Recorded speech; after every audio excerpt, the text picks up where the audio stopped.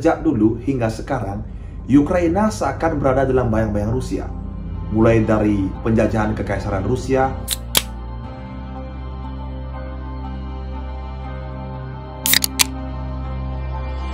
pendudukan Tentara Merah,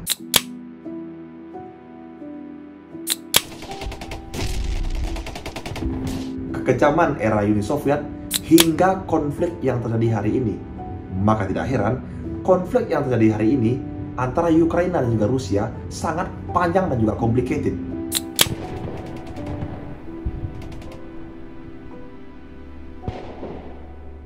Padahal, jika ditarik dari historis, Ukraina dan juga Rusia ini terikat kuat secara ras, sosial, dan juga budaya.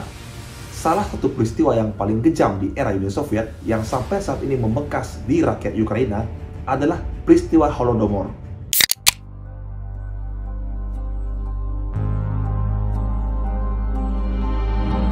Yang dianggap peristiwa Holodomor ini adalah genosida besar-besaran terhadap warga Ukraina. Dan bahkan beberapa sejarawan menganggap peristiwa Holodomor ini sama kejamnya dengan peristiwa Holocaust yang dilakukan oleh Hitler pasca Perang Dunia Kedua.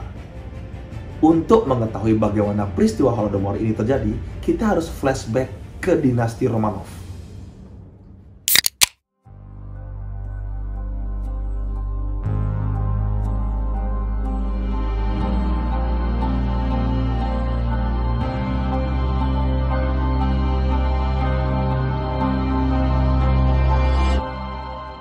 Sebelum Rusia berbentuk sebuah negara federasi, negara Rusia ini dulu adalah berbentuk sebuah kekaisaran yang dipimpin oleh dinasti Romanov. Jadi, dinasti Romanov ini berkuasa dari tahun 1613 sampai dengan 1917, sekitar 300 tahun. Tsar Nicholas II adalah pemimpin kekaisaran dinasti Romanov yang terakhir. Tercatat, dia memimpin dari tahun 1894 sampai dengan 1917, sebelum akhirnya ditumbangkan oleh rezim komunis. Tsar Nicholas II dianggap belum cakap memimpin sebuah kekaisaran yang besar seperti Rusia karena kematian ayahnya yang sangat mendadak. Di samping itu, terseretnya Rusia di dalam Perang Dunia Pertama dianggap sebagai salah satu kunci untuk menumbangkan kekaisaran Romanov saat itu, karena Tsar Nicholas II dianggap tidak becus dalam mengurus pasukan di saat Perang Dunia Pertama untuk menghadapi Kekaisaran Ottoman.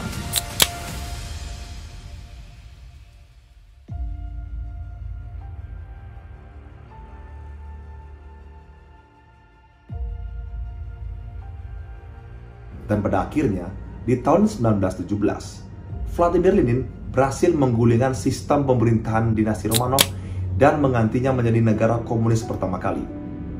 Kemudian, 1 tahun ke depan, Tsar Nicholas II dan juga keluarganya dihukum mati dengan kejam oleh kaum Bolshevik. Lenin's brilliant prophecy came true. The front of imperialism was first broken through in Russia.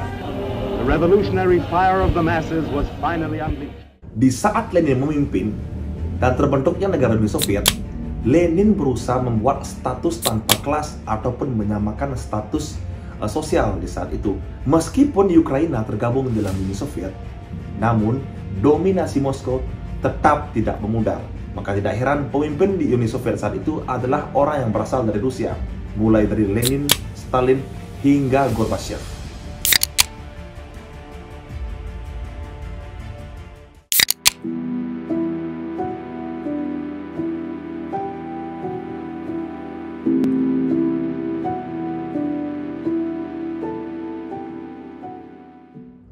Setelah kematian Vladimir Lenin di tanggal 21 Januari 1924, dengan seketika Joseph Stalin menggantikan pemerintahan Vladimir Lenin. Joseph Stalin ini adalah teman saat Vladimir Lenin melakukan sebuah revolusi, ataupun Joseph Stalin ini banyak terlibat dalam gerakan revolusioner. Maka tidak heran mereka berdua berhaluan kiri ataupun membuat ideologi komunis. Namun, naasnya lagi, tidak jauh berbeda dengan Vladimir Lenin, Joseph Stalin memimpin era Soviet dengan sangat kejam dan bahkan jutaan orang mati kelaparan karena rezim Joseph Stalin saat itu. Baru saja menjabat, Joseph Stalin yang diketahui sekutu terdekat dari Vladimir Lenin berusaha melakukan bersih-bersih di dalam Partai Komunis, Red Army atau Tentara Merah, dan juga membubarkan polisi rahasia saat itu karena dianggap rentan bisa menggulingkan kekuasaannya terhadap negara Uni Soviet. Di samping itu, kebijakan-kebijakan yang dibuat oleh Stalin ini yang nantinya akan menyeret negara Uni Soviet bersetegang dengan blok barat dan sekutunya pasca di Perang Dingin atau Cold War.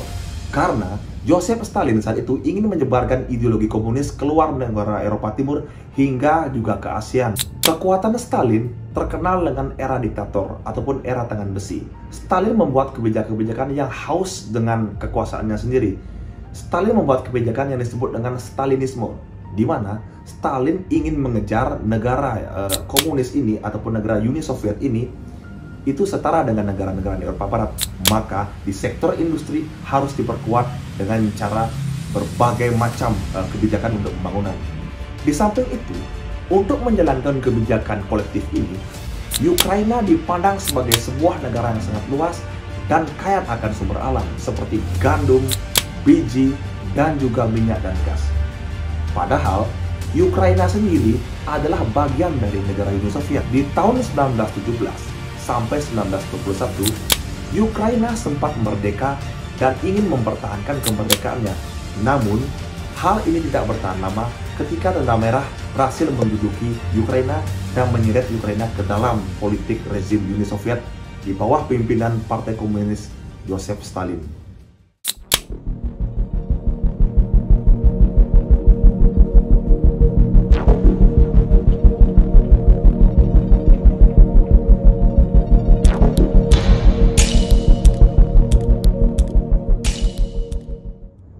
Holodomor ataupun dalam bahasa Ukraina diartikan sebagai mati kelaparan, bisa dilihat ataupun dipandang sebagai rezim Soviet yang menyengsarakan penduduk tani Ukraina saat itu. Namun, serangan ini terjadi dalam konteks kampanye intimidasi dan penangkapan intelektual, penulis, seniman, pemimpin agama, dan juga kader partai politik yang dipandang sebagai ancaman terhadap ideologi komunis. Demi menyukseskan industrialisasi yang menjadi program kehausan dari Joseph Stalin, Stalin mengambil paksa semua lahan rakyat tani di Ukraina untuk menjadi milik negara, ataupun ini disebut dengan kolektivisasi pertanian. Seperti diketahui, mayoritas rakyat Ukraina ini adalah petani dan juga pekebun.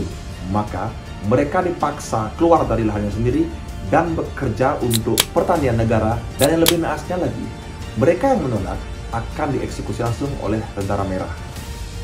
Sementara itu, petani yang memiliki lahan luas dan juga peternakan yang luas dicap sebagai kulak ataupun petani yang kaya.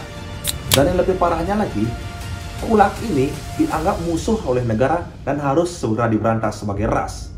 Di samping itu, kulak juga dianggap loyalis ataupun pencinta Tsar Nicholas II yang dianggap bisa memprovokasi dan juga menghambat penyebaran ideologi komunis oleh Joseph Stalin. Tidak sampai di situ, kekejaman Joseph Stalin saat memimpin era Uni Soviet, petani yang ada di Ukraina dipaksa untuk keluar dari lahannya sendiri dan bekerja untuk kolektivisasi negara.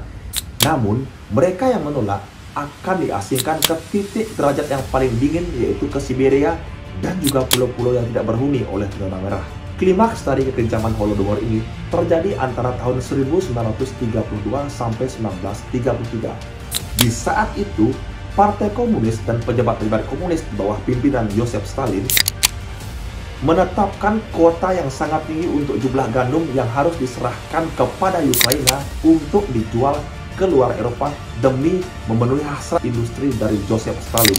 Dan yang lebih parahnya lagi, petani yang sudah dipaksa untuk bekerja dan keluar dari lahannya sendiri, jika tidak dapat memenuhi target saat itu, maka akan dikenakan denda, penyerahan daging dan juga kentang kepada pemerintahan Uni Soviet. Di samping denda yang diberikan kepada rakyat-rakyat Ukraina yang merupakan Ukraina ini adalah bagian sendiri dari negara Uni Soviet saat itu, tentara Uni Soviet juga diturunkan ke pemukiman-pemukiman rumah warga saat itu untuk menggeledah sisa-sisa makanan yang dianggap nanti akan diambil oleh warga saat itu.